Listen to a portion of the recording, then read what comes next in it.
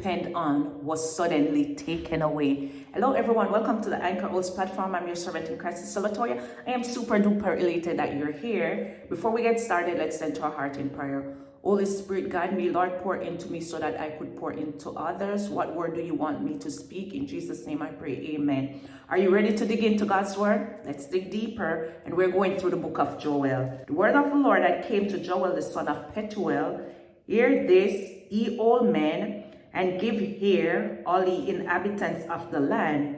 Had this been in your days, or even in the days of your fathers, tell ye your children of it, and let your children tell their children and their children another generation.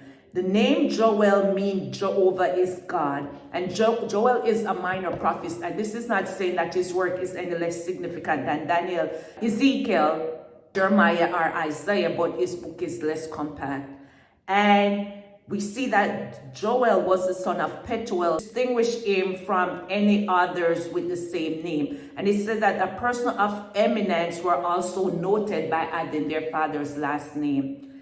This plague was so unusual that Joel tell them to tell their children about it. The times were so remarkable, difficult, that parents would tell their children, I lived through the plagues of locusts in this time frame. And it is reported that from March to October of 1915, a swarm of locusts stripped areas in and around Philistine, Mount Lebanon, and Syria of almost all vegetation. And depicted is an image of the before and after devastation caused by this phenomenon.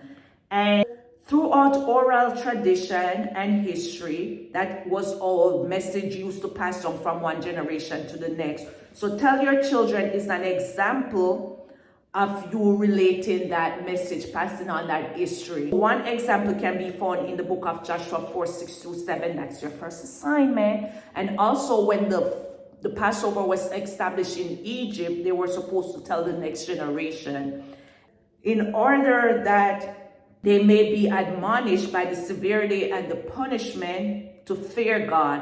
And what did Solomon say about the fear of the Lord? Huh? Okay, you got it right. Yes, the fear of the Lord is the beginning of wisdom. And it then becomes their obligation to tell it to the next generation. So it was transmitted from one generation all the way it trickled down to the next generation. And we see that this method of passing down, transmit message from one generation, or storytelling from one generation about things that have impacted their history, it has lost its prominence due to social media, TV, and just everything going on. That which the palmer worm had left had the locust eaten, and that which the locust had left had the conquerworm eaten, and that which the conquerworm had left had the caterpillar eaten. Awake, ye drunkards, and weep and howl, all ye drunkards of wine, because of the new wine, for it is cut down from your mouth. For a nation is come up upon my land, strong and without number, whose teeth are the teeth of a lion, and he had the chief teeth of a great lion. And this is talking about the 4 stages of the locust rather than 4 different insects is what this verse is talking about, verse 4. And Joel tell the drunkards to wake up and see the devastation the locusts caused. They came like a mighty nation, a fierce army against Judah. And do not be drunk with wine in which it is excess, but be filled with the Spirit, is what Ephesians 5 and verse 18 warn us. So in Revelation 9 and verse 8, it depicts a similar situation, that the locusts are so destructive as a lion. There is no vegetation that can resist thereby. He had laid my vine waste and barred my fig tree. He had made it clean bare and cast it away. The branches thereof are made of white. Lament like a virgin girded with sackcloth for the husband of her youth. The meat offering and the drink offering is cut off from the house of the Lord. The priest, the Lord's minister, mourn. God look at the vine and fig tree of Judah and say they belong to him. evil in judgment, or has stripped away the branches from its natural appearance and make it white both from the bark being stripped off. And Joel told Judah that they should look at their condition and mourn with all the emotion and passion of a young widow who is betrothed to her husband who had died. Joel also called for the priests to mourn, not for their own loss of sacrificial prerequisite. In Numbers 18:5-15, that's your assignment to read what it was. But because they can no longer offer the appointed offerings to Jehovah to whom they minister, because the plague of locusts has devoured everything and they were unable to offer the sacrificial prerequisite to the Lord. And Joel didn't minimize the suffering at all. He was like, oh, you go to the doctor or the dentist, or they try to downplay, say you will just feel a little discomfort, when in actuality, you're going to feel a lot of pain. Our field is wasted, the land mourneth, for the corn is wasted, the new wine is dried up, the oil languisheth. Be ye ashamed, O ye husbandman, hold, O ye vine dresser, for the wheat and for the barley, because the harvest of the field is perished. The vine is dried up, and the fig tree languisheth, the pomegranate tree, the palm tree, and also the apple tree, even all the trees of the field are withered, because joy is withered away from the sons of men. And Joel once again called the religious leader to lead the nation in repentance. He told the priests to sanctify a fast. Basically, the locusts had caused so much devastation that Joel is saying for these people to weep, to mourn, because of the devastation that this locusts have caused. Gird yourself and lament, ye priests, all ye minister of the altar, come lie all night in sackcloth, ye ministers of my God, for the meat offering and the drink offering is withholden from the house of your God. Sanctify ye a fast, call a solemn assembly, gather ye the elders and all the inhabitants of the land into the house of the Lord your God, and cry unto the Lord. Alas, for the day of the Lord is at hand, and as a destruction from the Almighty shall it come. Joel called the religious leader to lead the nation into repentance. He told the priests to sanctify ye a fast, call a solemn assembly, gather the elders, gather all the inhabitants, laddie, everybody coming to this fasting, for the land into the house of the Lord your God, and cry unto the Lord. Because if you remember, when Jonah went to Nineveh, what did the king of Nineveh did?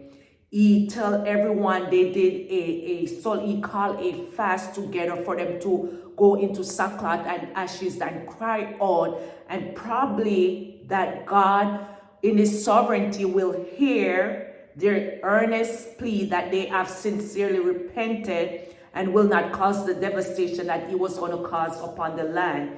And Joel is reminding the people that there is coming God's judgment upon the herd, known in the scripture as the time of the indignation of God in the Old Testament, or in the New Testament, it is called the time of great tribulation. And when God is going to judge the earth, when God is going to send plagues upon the earth, when again God is going to devastate the crop, the food supplies, and the famine will persist throughout the entire herd. The book of Revelation, chapter 6, describes the black horse, which is known as the horse of famine, the scales and a measurement of wheat that is about a quart of wheat for a day's wages. A man will work all day, and his pay will be half a pound of flour for all day wages. Terrible devastation that is coming from the Lord.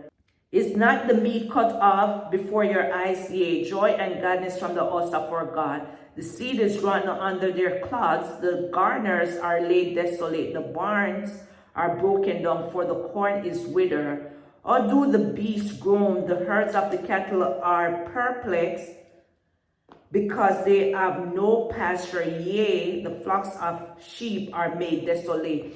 So this devastation that is going to happen, it's not just going to impact mankind, it's going to impact everything. It's going to impact the plant, it's going to impact the animal kingdom, the plant kingdom, the human kingdom. Everyone is going to feel this devastation that this day of the Lord is going to cause. Oh Lord, to thee will I cry, for the fire had devoured the pasture of the wilderness, and the flame had burned all the trees of the field. The beasts of the field cry also unto thee, for the rivers of water are dried up, and the fire had devoured the pastures of the wilderness. So all of creation is crying out to God because of the devastation, because of the impact.